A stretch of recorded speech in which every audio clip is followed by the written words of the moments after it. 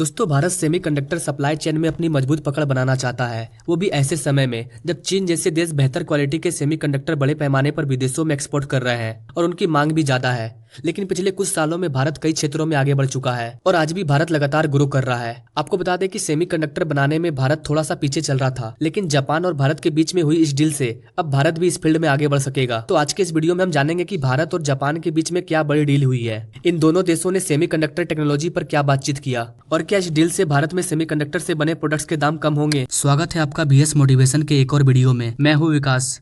भारत के union cabinet ने Japan Bharat semiconductor supply chain के पार्टनरशिप को अप्रूवल दिया है, यानी कि भारत के कैबिनेट ने भारत जापान के बीच मेमोरेंडम ऑफ कॉर्पोरेशन को मंजूरी दे दी है। इसके जरिए ये दोनों देश सेमीकंडक्टर सप्लाई चेन को आसानी से मैनेज कर पाएंगे और एक बैलेंस बनाकर रखेंगे।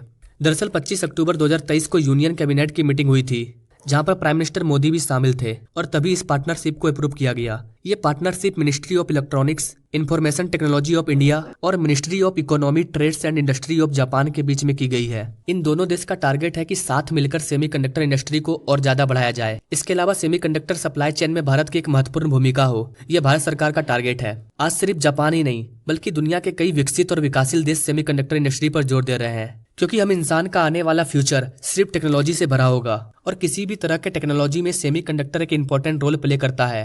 अमेरिका और यूरोप जैसे देश भी ये बात जानते हैं कि चीन कैसे सेमीकंडक्टर इंडस्ट्री में खुद को आगे बढ़ा रहा है, जिसे देखकर ये लगता है कि कोई भी देश चीन का मुकाबला नहीं कर सकता। यही कारण है कि बड़े बड़े देश एक दूसरे के साथ पार्टनरशिप कर रहे हैं ताकि कैसे भी करके वो चीन को रोक सके। वैसे आपको बता दें कि भारत और जापान के बीच में जो पार्टनरशिप की गई है, इसके जरिए भारत में बहुत से सेमीकंडक्टर से जुड़े कामों को किया जाएगा। इससे semiconductor fabs, compound semiconductor, silicon, discrete semiconductor, assembling, testing, packaging, ये सभी काम अब भारत में किए जाएंगे। इस डील को हम टेक्नोलॉजी ट्रांसफर भी कह सकते हैं, जहां जापान ने भारत को टेक्नोलॉजी का ऑफर किया है ताकि दोनों देश साथ मिलकर सेमीकंडक्टर इंडस्ट्री में आगे बढ़ सके। जैसा कि आपको पता होगा कि पहले तेल और गैस वाले देशों को अमीर देश माना जाता था, लेकिन अब समय बदल चुका है।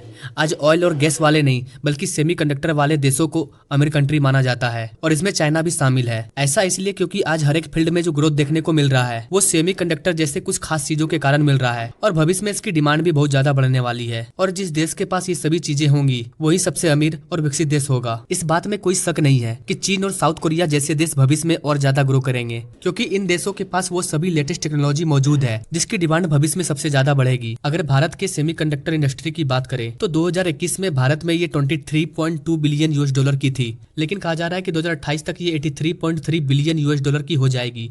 भारत के सेमीकंडक्टर की डिमांड की बात करें तो 2025 तक ये आंकड़ा 100 बिलियन के पार होगा। भारत ने सेमीकंडक्टर चिप के लिए अमेरिका की कंपनी से डील किया है, वो भी जल्दी भारत में अपना काम शुरू करेगी। अभी जापान और भारत के बीच में ये जो पार्टनरशिप हुआ है वो अगले 5 साल तक के लिए है, यानी कि ये दोनों देश अगले 5 साल तक सेमीकंडक्टर से जुड़ी टेक्नोलॉजी ट्रांसफर करते रहेंगे और उम्मीद है कि भारत इस टेक्नोलॉजी के जरिए जापान के साथ मिलकर बेहतर सेमीकंडक्टर का निर्माण कर पाएगा। और इसी उम्मीद के साथ हम इस वीडियो को विराम देते हैं। आपको क्या लगता है गाइस, क्या भारत सेमीकंडक्टर की दुनिया में अपनी पकड़ बना पाएगा? अपने राय कमेंट बॉक्स में जरूर दीजिए और ऐसे लेटेस्ट अपडेट के बारे में जानने के लिए हमारे चैनल से जरूर जुड़िए। मिलते हैं नेक्स्ट वीडियो में कई जानकारी के साथ, तब तक के लिए जय हिंद।